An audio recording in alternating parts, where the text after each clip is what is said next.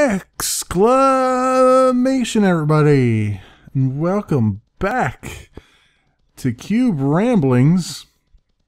It is Saturday night, July the 26th, 2014 for me right now. This will obviously be going up on tomorrow, Sunday, July 27th, which will mark the 1-year anniversary of the first video I placed up on YouTube. It's not the 1-year anniversary of my channel, but my channel was I created it maybe a week or two before this last year, and didn't put any videos. I didn't publish any videos until I had quite a few Cube World videos recorded and uploaded and everything else, because I wanted to be, I wanted to be prepared, as I tend to be. So yeah, you can go back, way back in the history of my channel, see the very first video I did. You will find that it is this Cube World video. And ironically, I was looking at the overworld map just before I started recording here. I have gone in one large circle on the map. I am almost back to my starting point, or my starting biome, as far as the map is concerned. But I've been trying to find all the different biomes that the game has to offer, so that's why I've been doing this. And just recently found this desert biome, which was one of the last few that I haven't seen yet. I think the only biome left that I have not encountered, at least in this version. Hopefully in the next version there's already plans to make a few more biomes. In this version, the only biome left that I have not found, as far as I know, is the lava lands biome. So that is the next one I want to find, now that I have done the cycle with all these other things. So I'll probably do a lot of wandering around here, and then eventually move off of the desert biome here into something else. The only problem with the desert biome is that it's not as fleshed out as some of the other ones. I got kind of lucky where the very first biome that I spawned in was probably the most fleshed out biome the game offers as it is right now, as far as different sites that spawn in it. So it had castles, it had keeps, it had, or not keeps, what does it call it? Castles and ruins and trees, giant trees, and I think it had a catacombs in it as well, I believe. It had quite a few things that spawned in it. So it kept my attention for quite some time. That's probably the most explored biome that I have, is the very first one that I started in. And you can see off in the distance there, Syrier Castle. That I actually think I might stop off there in this playthrough, just so I can. It's still red, and it's something that I visited a long time ago, and got my ass handed to me. So maybe, possibly, now that I'm level 112, maybe I can possibly take that on.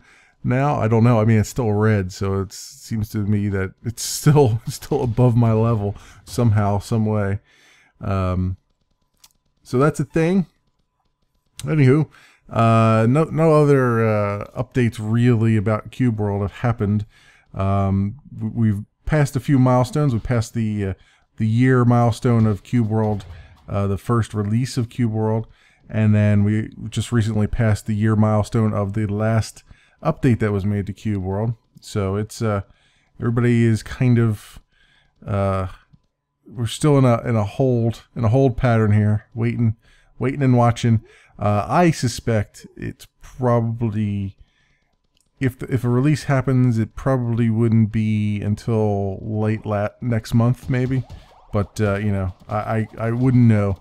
I have no basis upon which to formulate that estimate. That's just something that just my gut reaction, my gut feeling, given how polished the alpha has been, as far as lack of bugs and lack of crashes to desktop and so on and so forth.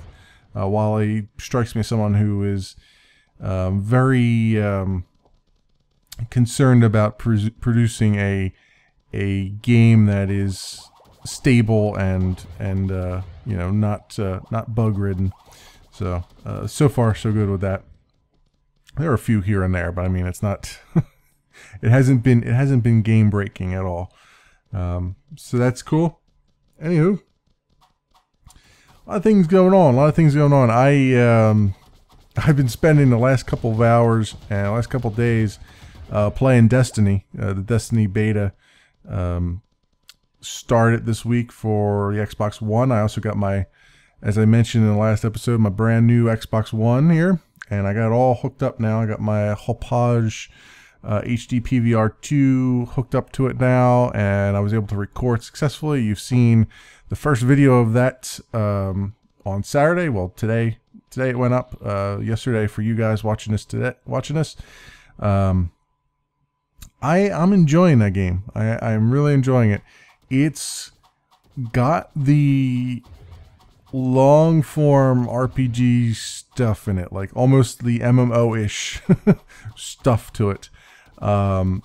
So it's, you know, I noticed as I'm playing that, you know, when I first started off, the missions were about a half an hour each, and now as I play more and more, it's the grindiness of it is starting to set in, and I'm going to be doing lots and lots of editing as far as editing out a lot of the down periods where I'm just kind of fighting the same guys over and over and over again because they keep spawning every 20 seconds, that kind of thing.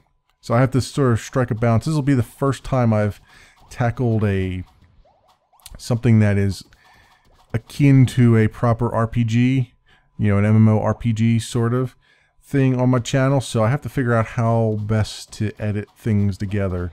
It's looking like it's going to sit in the half an hour range of stuff, which tends to be my typical length of videos anymore. But I want to make sure that I at least get things accomplished during each video. So it might end up being that I start cutting a lot more out, so that you can see what some of the fruits of the labor.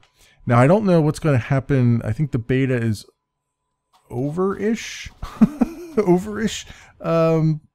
tomorrow or today when you're watching this. I think Sunday the 27th is the last day, question mark? I'm not sure. I'm not sure if they're going to shut everything down or if they're going to let the beta continue rolling or not. Given that I don't know how far I'm going to go as far as recording stuff, I may record some more tomorrow, and I may not. I'm not sure. I have obviously life things that I need to do, because I've spent all of Saturday here recording stuff, which is, you know, a good thing. I'm starting to I got a lot recorded the week that I was, you know, the week and a half that I had a vacation, and then subsequently did not record anything last week because I was out in California. But now this week that has just passed, the week prior to last is when I was out. The week that just passed, I have managed to get back onto schedule as far as recording stuff goes. So I've been getting my recordings out. I've been taking a few days off here and there, a few nights off here and there, I should say, just to kind of recharge a little bit. But it's so far so good. I've been getting a lot of things covered. I do want to focus a little bit more on the side quest videos and also a few other things I want to get started on, like Ethereum's DLC and stuff like that. I've been sort of kind of trying to... I recorded a bunch of things that are my normal series, but I still have a few outstanding things that I don't record ahead of time. Like, for instance, Soul Zero I haven't been recording ahead of time for a long time because it's... the updates have been fairly frequent to it, and have been fairly good as far as gameplay features and bug fixes and all that stuff. So I hate to record 2 hours of it ahead of time and then have all those episodes go up over the course of maybe 2 weeks or so, and then be far behind as far as the updates go, and showing off the new and improved stuff in it. So that's why I've been sort of holding off on that, keeping that till the end all the time, and just sort of recording that on Thursday nights and getting it up on Friday mornings. And the same thing, with Cube Ramblings here, I can't record it ahead of time because it relies on me having news articles, somewhat timely, very, very somewhat timely news articles and everything else, or topics to talk about in the world of gaming. So I can't really pre-record that either, unless I return it to its roots of being just an LP and nothing more. Which, by the way, if you do go back and look a year ago at the very first episode, be prepared for if you think I'm incredibly awkward and downright boring now, you go back and see my very first video, you'll see how terrible I was. And perhaps I have improved slightly since then. I think I have, because again, at least from a length perspective, I seem to have an easier time now making long form videos. In fact, I'm having, as the guys on the LCM server joke with me all the time, I'm having a hard time doing short form videos. Everything I do tends to be about a half an hour anymore, which is it's a good problem to have, I guess. But at the same time, it's as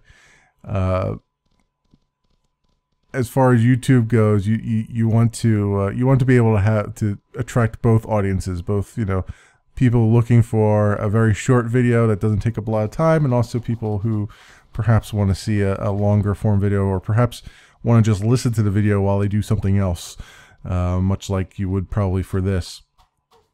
So, and speaking of video while doing other things, I may or may not, as I record this, also have another window open where I'm in LCM right now, AFKing at a mob grinder. So we're doing all the multi processing things that we can today, multi-threading ourselves and our life.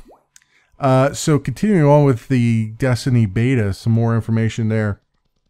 Again, I don't know if it's actually stopping or not. I've been looking at it and I can't quite get the answer that I'm looking for, whether or not the beta is going to end or if it's going to continue until the release of the game, which tentatively, I believe the release is September 9th, the full release of the game.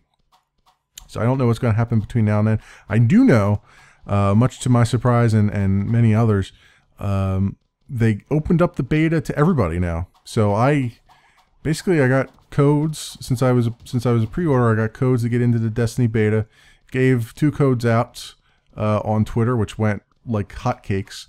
Literally within 30 seconds of tweeting that out, I had like 40 requests for the codes, and I only had 2 to give out. So I had to look at timestamps to see who got in first.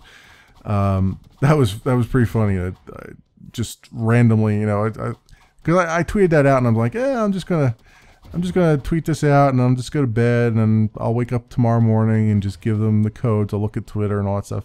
Literally tweeted that out while I was uploading one of my videos. I don't remember which one I was uploading at the time, and tweeted that out, and within 30 seconds, I just my tablet was going crazy.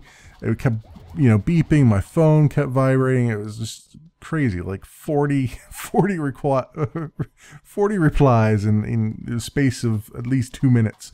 It was amazing. So everybody was searching on Twitter for their fixes. So I got that out to them, and then what has happened is I put the codes in. I played a little bit on Thursday, and then come Friday, I think it was. Friday, I think they announced that it was now an open beta. It went from closed to open. So I literally played the closed beta for one night for about 2 hours, and then it was open.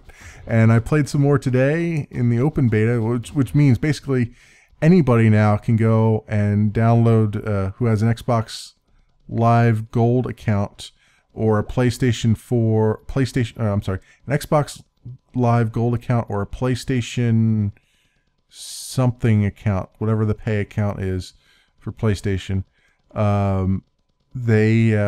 You can now download Destiny and play it without any codes or anything.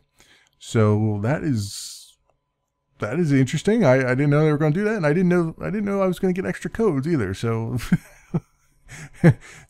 Bungie's pulling out all the stops here. I think there was talk that a long time ago that Activision was putting a lot of Activision's a publisher, by the way. Bungie's creating it. Bungie's developer. Putting a lot of eggs in the basket as far as Destiny goes, because they have this feeling that it could be, their third most popular, the third high download, high purchase game that they've done. Third highest, I should say, or however you want to say that. The third one in their list of things. Call of Duty being one of their number one franchise, and then there was something else that was their number two, and they were thinking that Destiny would also take one of those top spots, if not the top spot. And honestly, from what I've seen, it may very well.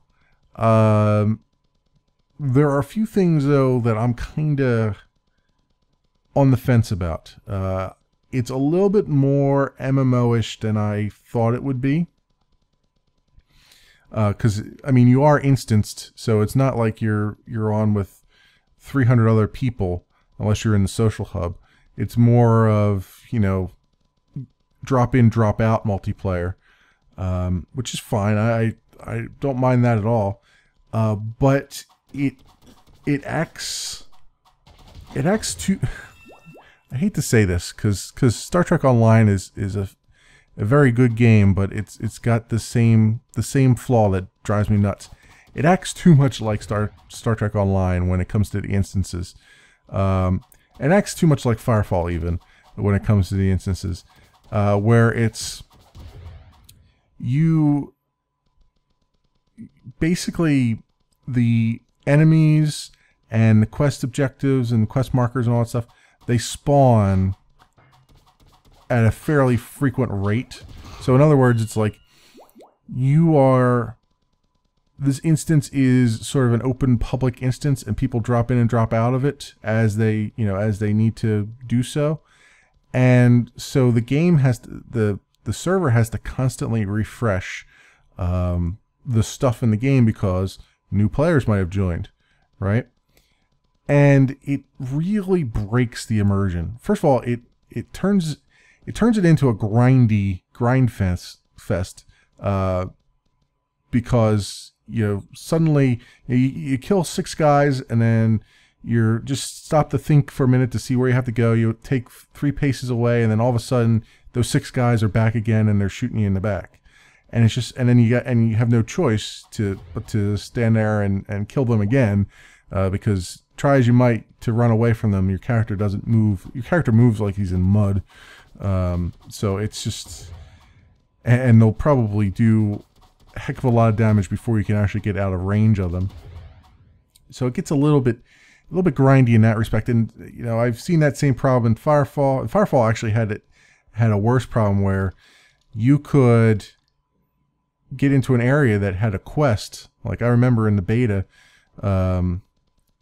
there was a few quests at the beginning, and you actually literally had to, like, mobs would spawn at a fairly frequent rate, but the quests would spawn on a different timer. The quest objectives would spawn on a different timer, and you could actually sit there and wait for 20 to 30 minutes just for the items that you needed in the quest to respawn. I remember, because you know, they had everybody and their grandmother in on the beta, and I was sitting there, you know, there were a bunch of people around, and the quest was something like mine 5 gemstones or something like that from these mounds, and the mounds would spawn, and then a player would go over, chop them down, and then they would despawn, and then they would get whatever gems they needed out of it, and then they would have to collect 5 of those. Well, you try to collect 5 of those with 20 people standing around waiting, it's ridiculous, right? Because you know, as soon as they spawn in,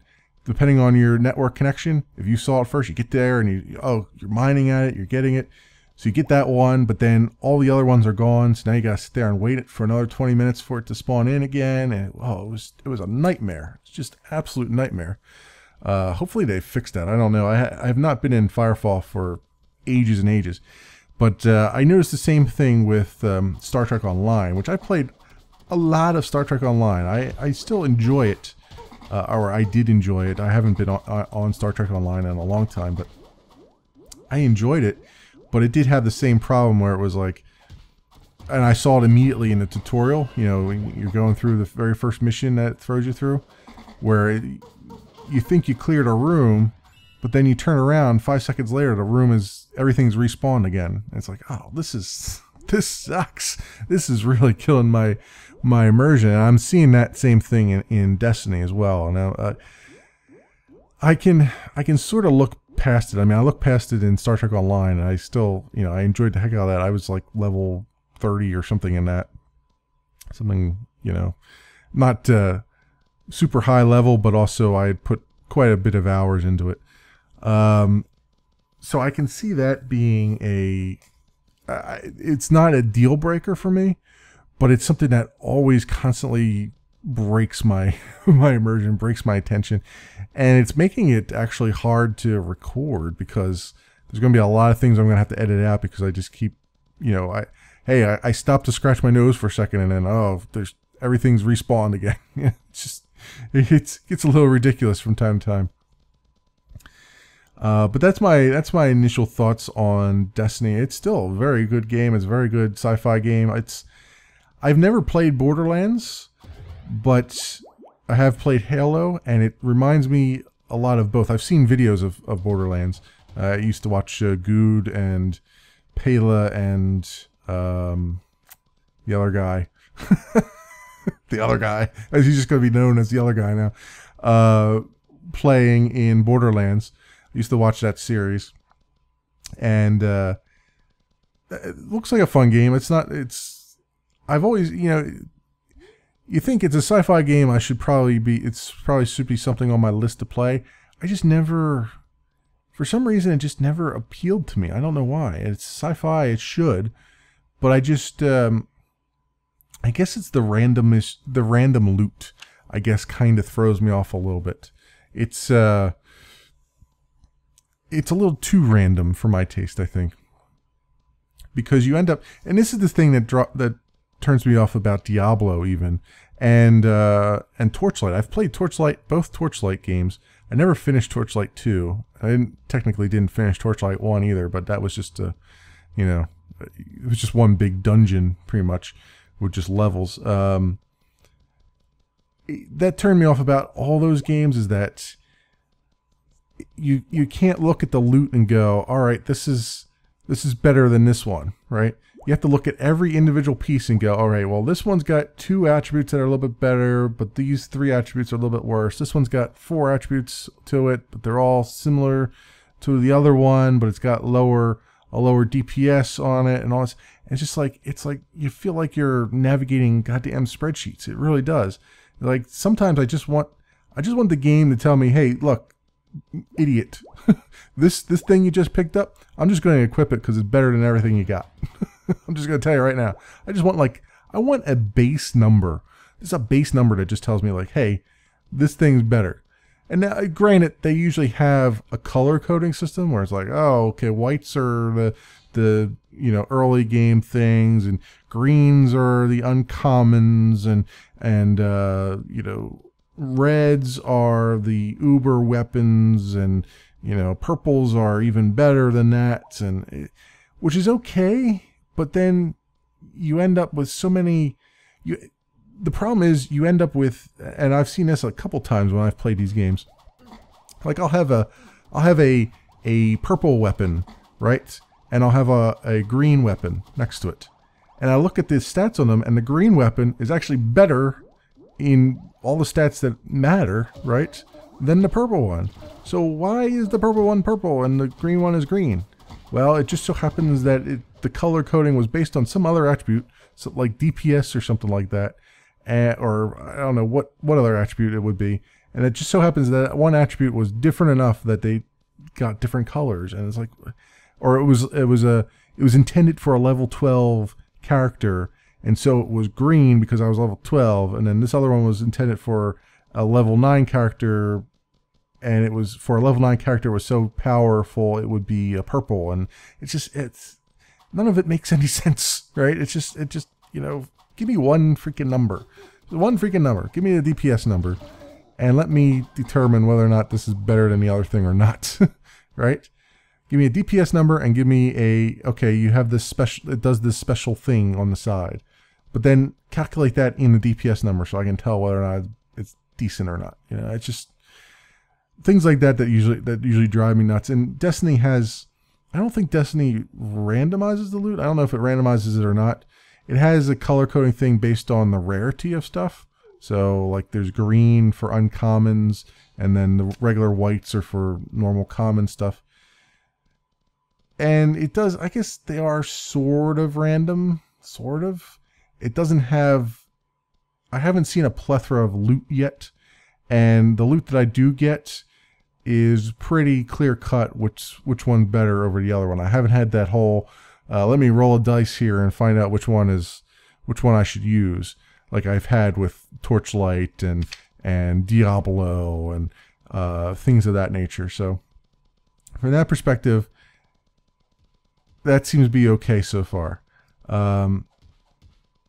There was apparently a way to do multiplayer, like the Crucible stuff is supposed to be like straight up multiplayer. I just searched around today for about an hour or two, or not an hour, but about 15-20 minutes, and I couldn't figure out how to even start a Crucible match. So I don't know if that's just not enabled or what. I'm doing something wrong. Maybe I'm not high enough level. I'm only level 4 or something. Whatever. Suffice it to say, what I've seen so far, I really enjoy. There's just these little pieces, these little niggling things that are going to probably add up over time and cause me to just get tired of it and never go back. You know, it's sort of like it's the Star Trek Online phenomena, right? I got pretty far along in Star Trek Online. I enjoyed myself, but I have no real desire to go back to it. I don't know why. I still have a ton of story to go left in that, a ton of things to do. It's just, I did so many daily quests and I did so many other things. I did a lot of multiplayer stuff in there, and it was too grindy. I just got to a point where I was like, you know what? I don't really have a reason to go back to this right now. Maybe someday I'll go back to it and play a little bit from time to time, but it's not really the high thing on my list, right, to do. And I have a feeling Destiny might end up being the same thing. It's hard to tell, right? This is one of the reasons why one of two reasons why I didn't get into like the Knights of the Old Republic MMO. I wanted to. I'm a big Star Wars fan. Obviously, I'm a big sci-fi fan. But I knew there was a lot of daily quests and a lot of MMO-ish grinding stuff that would probably drive me nuts. And B, it was subscription based, and I'm like, well, you know, I'm of the mindset that if I'm going to pay for a game, because you had to pay, I think, for the game first, and then you had to pay for the subscription. Like, if I'm going to pay for the game, then the subscription should be just for additional content. You know what I mean? Like, I paid $60 for a game. Give me all the content for that game that's in that particular portion of the game for that price that I already paid for free.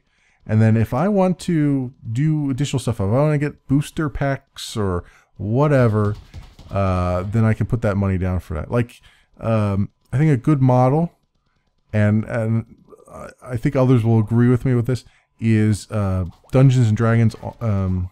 Was it Dungeons and Dragons Online, right? Yeah, D&D Online.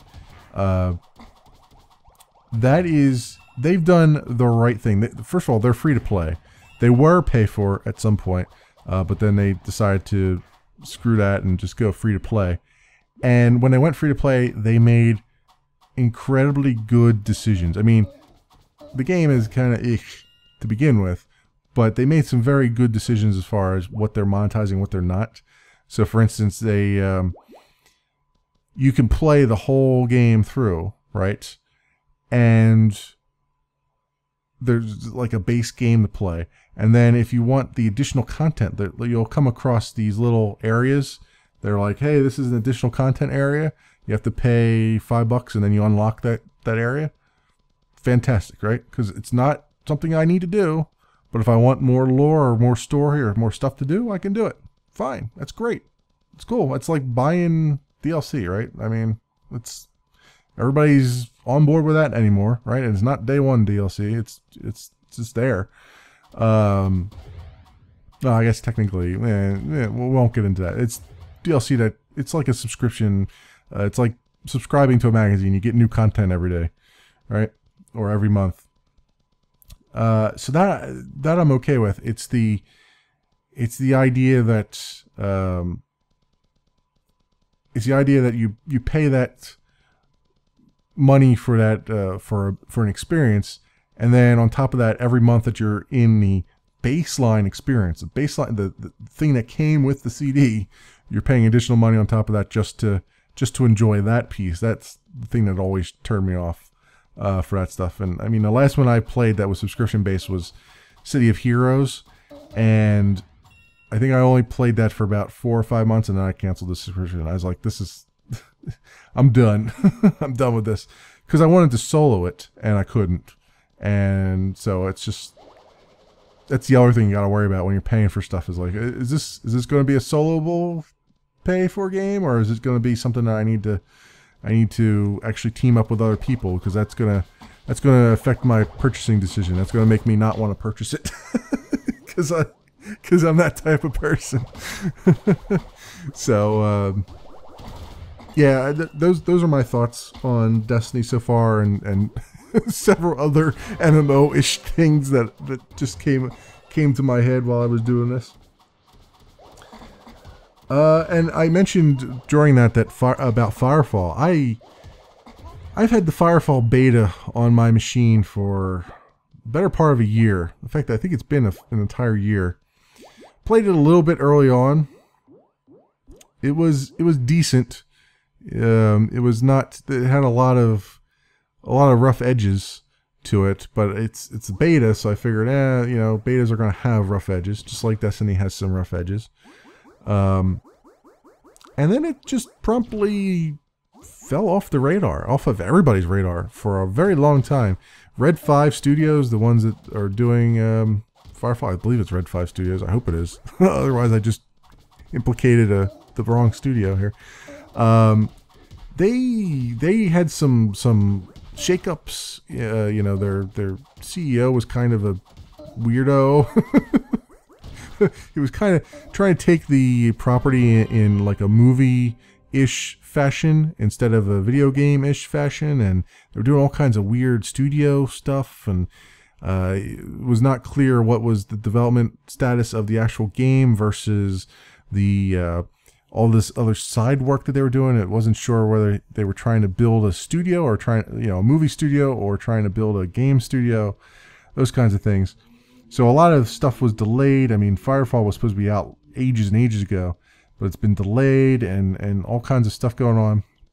But they did just announce a couple weeks ago that later this month, which is very quickly coming to an end, Firefall will be out of beta and available to everybody. And I believe it's going to be free to play, because I certainly haven't paid anything for it. Be free to play with the whole microtransaction stuff on top of it. And I'm interested to jump back in it and see what has changed since the last time, because it's been quite a year. It's been a year since I've looked at it, so I want to see what has changed and what hasn't changed. I want to see the world open up again. The thing that I ran into was I got through all the initial quests, and then there was nothing really else to do. It was really not interesting at all to sitting around in there. And a lot of gamers lost interest in it too, so it ended up being a bit of a ghost land at times as well. So I'm interested in seeing that. That is very much, I mean, that's pretty much Destiny right there too. I mean, it's similar concept. You know, the Earth has been post-apocalyptic Earth. It's been taken over by aliens. You got to fight them. But you'll notice that there's sort of different approaches to how the gameplay should be. Firefall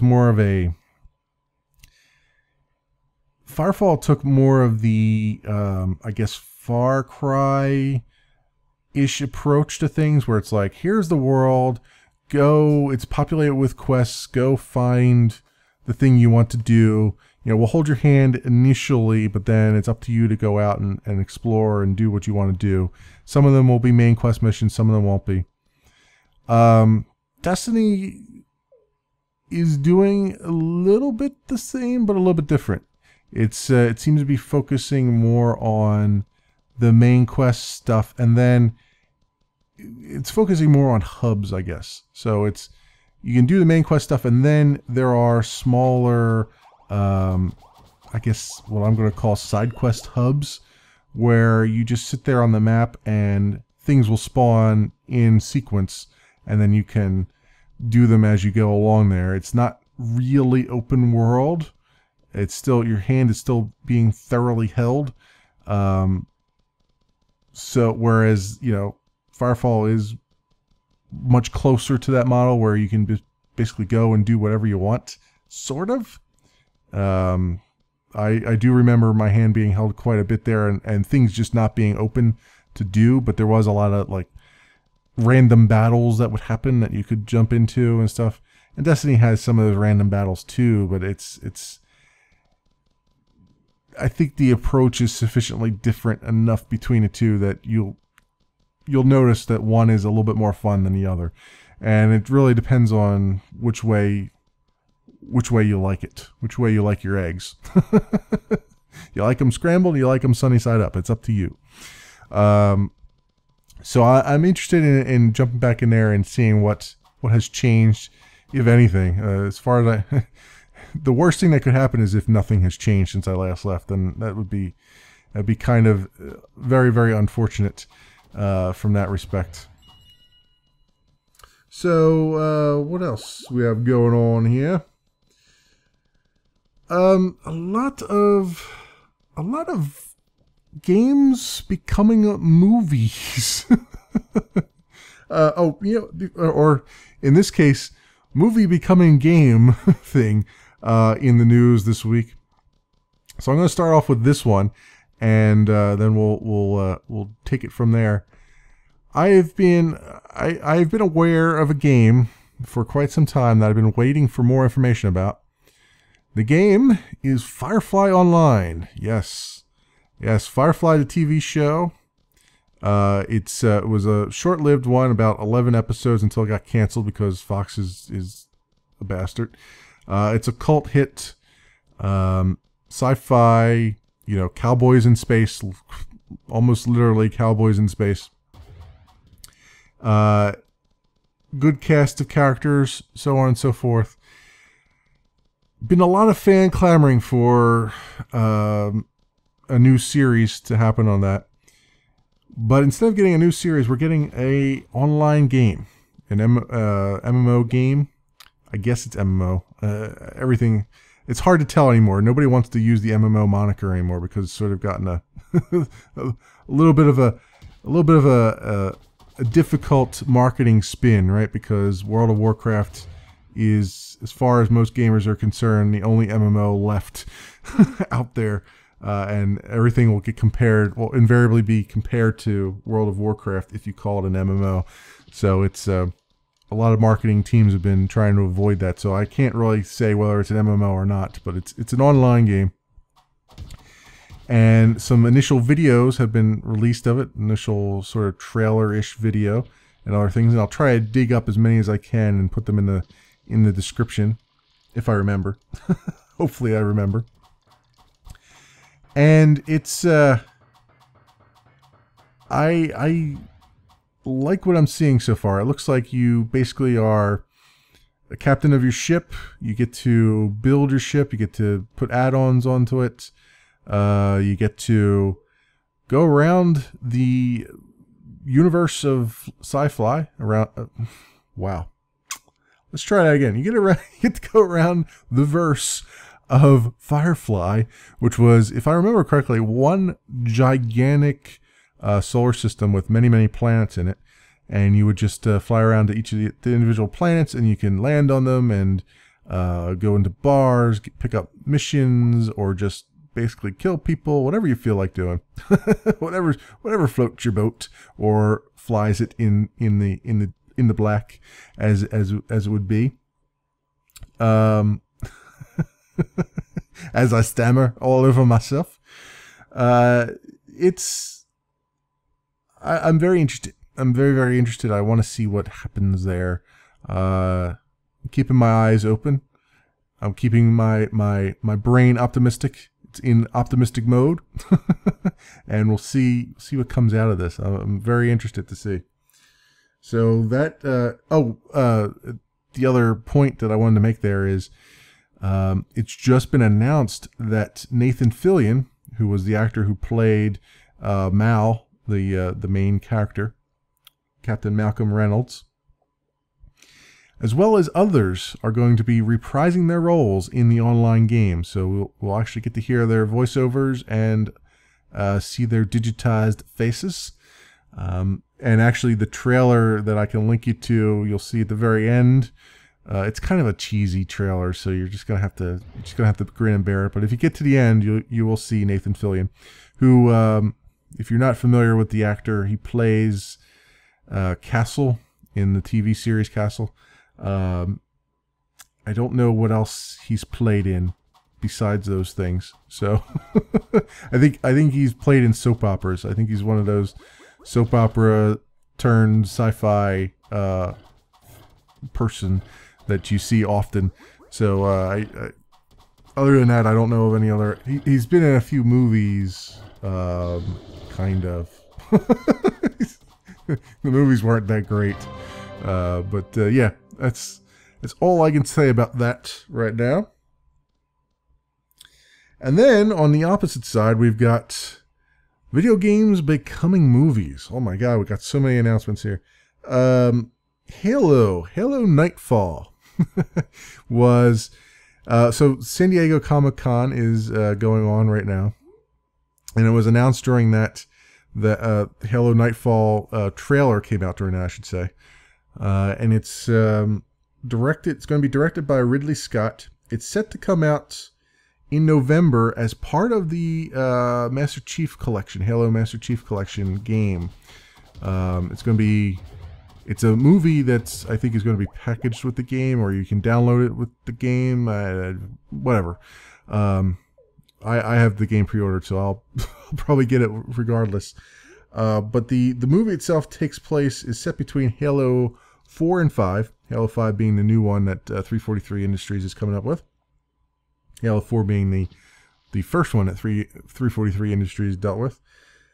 And it's going to be the origin story of a character called Jameson Locke, who will be playable in Halo 5. Halo 5 Guardians is the subtitle for that one. I don't know anything else about that, though. It's supposed to, from the trailer, it was like there's some kind of plague going around that is targeted towards humans, and they're trying to find who's targeting humans and why. And it's sort of between Halo 4 and 5 there's a lull in the war between humans and the what the hell are they called? The Covenant. So there's a little lull there, and this is sort of taking place during that time period. So we'll see what comes forth of that. And then it seems that Naughty Dog, the publishers of, or the creators of several games, Uncharted being one, The Last of Us being another one, several others along there, seems that they're shopping around their IP, and they've gotten quite a few bites. So there is just announced that there will be a film for the Uncharted series in video games. Its date was announced. It'll be June 10th, 2016. It's supposed to come out. It's going to be directed by Seth Gordon, who had some directing chops, but I didn't bother to write them down because they were so not memorable that it wasn't worth the ink on my paper here. So if you're a fan of the Uncharted series, you'll get to see Nathan Drake in his in real life, in the flesh. I don't think they've announced any actors who are going to be playing it or anything like that, but that's all I have for that. So that you can expect an Uncharted film come up. And also The Last of Us movie has been is being floated around. It's going to be produced by Sam Raimi, who you would know from the Evil Dead movie, and also Spider-Man, one of the several reboots of Spider-Man. And it was just announced recently that was it Maisie? How do you pronounce this? Maisie Williams, I guess is how you pronounce it. It's Maisie. I don't know how you pronounce her first name, but whatever.